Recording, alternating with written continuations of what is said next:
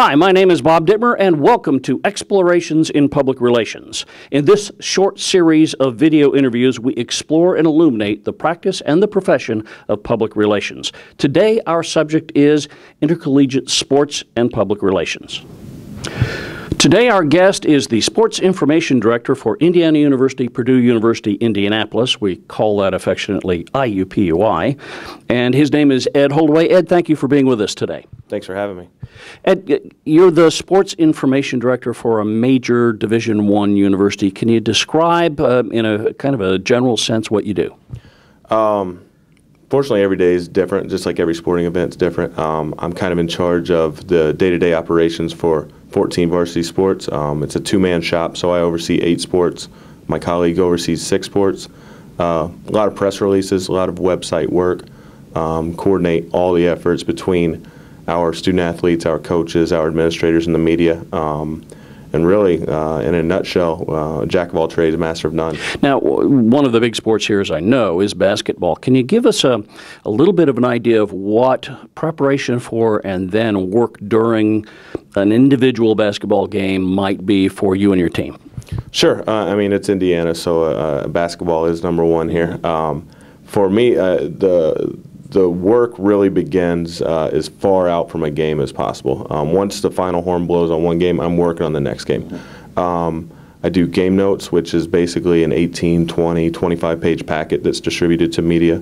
I coordinate all the media seating, pregame interviews, set up any postgame interview needs, set up all the logistics of the scorers table and game management crew. Really, you got to be very detailed and very well structured, well organized going into the game. By the time the game jumps off, that's kind of my I would say downtime. I sit back, I enjoy the game. I'm taking notes during the game. I'm assisting all the media members in attendance. I'm assisting their needs, making sure they're comfortable, they have everything to do their job to the best of their ability. And then once we get post-game, coordinating player interviews, coach interviews, working with my broadcast team to make sure they have everything they need, and then final horn blows and we're on to the next one. It makes for some busy time during the basketball season, I'm sure.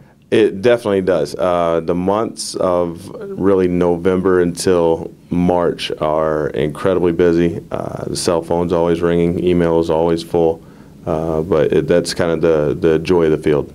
And your interaction with the media is principally what you spend most of your time doing during that particular season, if you will. Absolutely. A lot of emails to media members, pitching stories nonstop. It's a dogfight in this market when you're working with media that's also covering IU, Purdue, Pacers, Butler, Notre Dame, Ball State, Indiana State. I mean, we're really trying to carve our niche and get into as many living rooms as possible. So, yeah, a lot of emails are flying, frequent phone calls to media members to say, hey, come check this out, or we're doing this promotion, or we're doing as many different things to appeal to the masses and to get butts and seats, as we say. Now, we have an awful lot of interest here at the university from young people who would love to go into sports journalism or sports public relations or sports information or all of the above.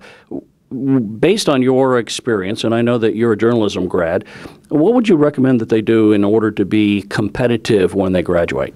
You really need to expose yourself to as many different sports and to as many different outlets as possible. And what I mean by that is you want to have the most diverse portfolio as possible when you're ready to enter the field. You really need to make some sacrifices along the way.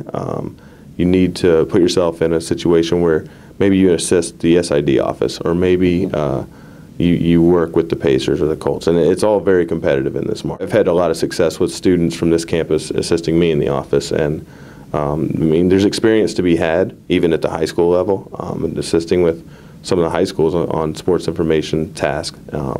There's experience to be had. I just encourage students looking to get in the field to garner as much experience as possible. Well, that makes perfect sense. Ed, thank you for joining us today and talking about the role of a sports information director at a university. Thanks again for having me. And I've been Bob Dittmer. We've been talking with Ed Holdaway about sports information at the university level. We're going to come back and talk to Ed a little bit more about some of his more specific experiences as a sports information director at a university and do a little war store tale telling here. And please tune in again as we continue to explore the practice and profession of public relations.